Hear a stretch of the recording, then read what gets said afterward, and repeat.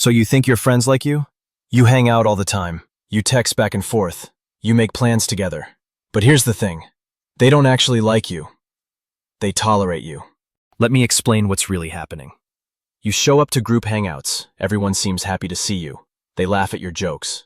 They include you in conversations. But watch closer. Notice how the conversation flows when you're not talking. Notice how it changes when you jump in. There's this tiny pause, this micro-hesitation, like they're adjusting to accommodate you. You're not part of the flow. You're interrupting it. Here's how you can tell. When you suggest plans, how often do they happen? When you text the group chat, how many people respond? When you're telling a story, are they listening or just waiting for their turn? You probably make most of the effort. You're the one reaching out. You're the one suggesting hangouts. You're the one keeping conversations going. They respond because it's polite, not because they're excited to hear from you. Think about your last birthday. Who remembered without Facebook reminding them? Who showed up? Who seemed genuinely happy to be there versus who felt obligated? The harsh truth? You're a backup friend. You're the person they call when their real friends are busy. You're the +1 when they need numbers.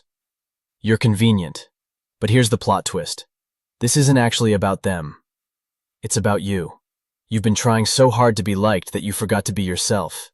You laugh at jokes that aren't funny. You agree with opinions you don't share. You hide the parts of yourself that might be controversial. You're not giving them a real person to like. You're giving them a performance. And performances get exhausting. For everyone.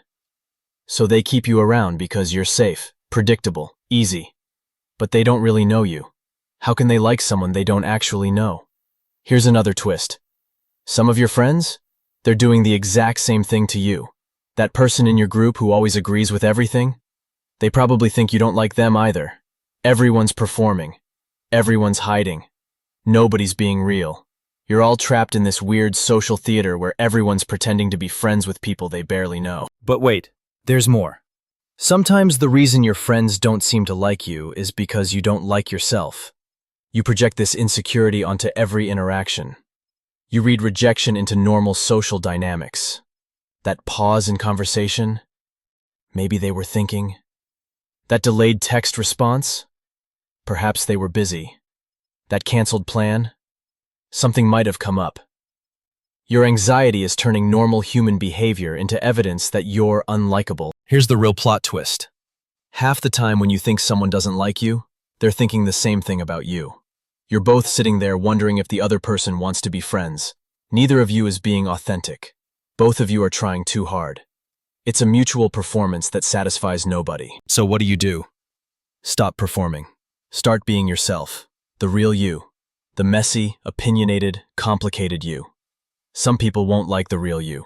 Good, those aren't your people anyway. But here's what happens when you stop pretending.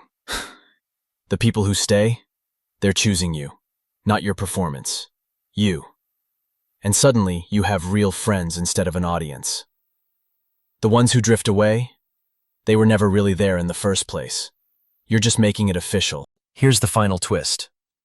Most people are so worried about being liked that they forget to figure out who they like.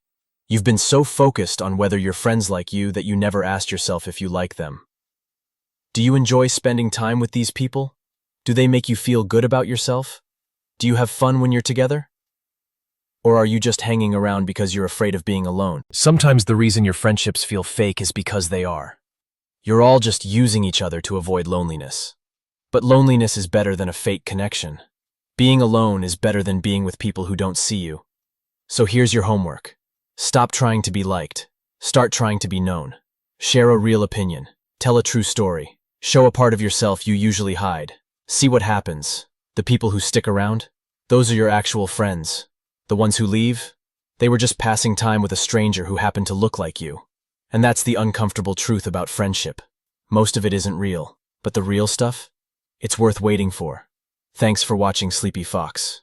Subscribe if you want more uncomfortable truths about the relationships we pretend are working.